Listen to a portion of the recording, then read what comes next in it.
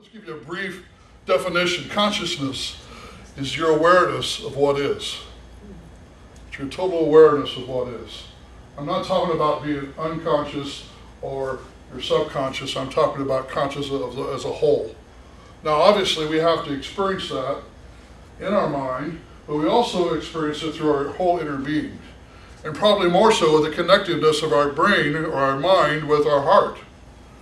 And they're doing scientific studies now, the connection between the brain and the heart, how they are connected, so connected. And how that the brain, our thoughts, affects our hearts, and how our heart affects our brain, and how we think, and how we feel, and how we live, how we experience life altogether. Imagine with me that this is consciousness. So if this is the size of your consciousness, and you go to read a book, that's the amount of consciousness that you will experience from that book.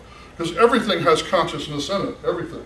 A movie, a message, my message tonight, and anything, a symbolism and so forth. They all have degrees of levels of vibration or consciousness in them, okay? And they affect us differently. Everybody is a little bit different because we're not all on the same level in our consciousness, right? But let's say that your consciousness was this big. Now when you go to have that experience or read that book or have that watch that movie or whatever, you experience this much more consciousness than you did a while ago. So it enhances your awareness, the value that I find in my life, and I would say the vibration, the amount of vibrations. And then if you raise your consciousness a little bit more, and I say raise, meaning expanding, as you can see, eventually you can raise your consciousness to unlimited amount of consciousness, and there I am.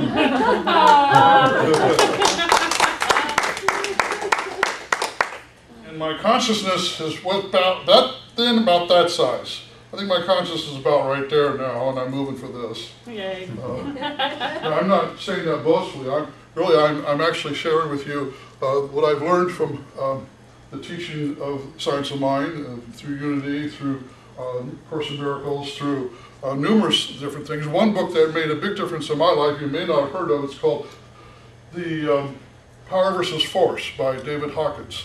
Dr. David Hawkins has probably helped me understand my own consciousness, and the reason why is because in his book on Power versus Force, he describes a map of consciousness, meaning levels of consciousness. He gives you a full description about how it is and who you are and what you experience. He says in his book that the average person only moves maybe 5 to 10 points in a lifetime.